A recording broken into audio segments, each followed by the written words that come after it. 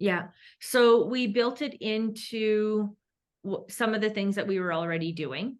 And then honestly, I think we introduced it 2 or 3 times where it was, okay, here's our first introduction.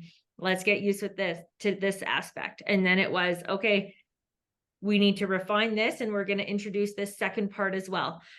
So we got to a point where our introduction or what we did as administrators to prepare and support teachers was we created the bins. We had everything they needed in there. We created the Google Drives for them with all of the templates and the meeting dates and had a place for them to stay organized so that they weren't ending up with all of the papers or all of the saved files going, how do we use this as a process rather than a one-time meeting? How do we have everything to refer back to? How do we have everything that we need? We also added chocolates to the bin to make it, which is awesome. Food at a teacher meeting is always beneficial.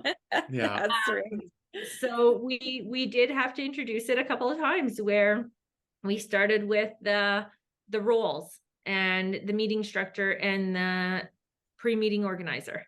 And then we went back to, I think the two biggest ones where we had to shift mindsets within our teaching staff were key issue focused conversations rather than single student conversations. When teachers start giving possible solutions, it turns into, no, I've tried that, or no, I have. So it's everyone trying to find one solution for one student versus when we go key issue focused, we're looking at the issue, we're giving 5, 6, 7 possible solutions. And then everyone who has a student that falls into that category then says, I'm going to try this one, this one, this one.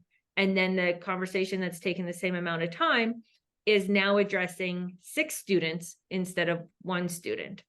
And then the second one is just that data focused conversation, right? Where Zach and I have been intentional last year of attending meetings with teachers, with all of our collaborative response teams, so that we can help guide the conversation, but also the conversation stays key issue focused when the students that are brought forward are purposeful and come from the data.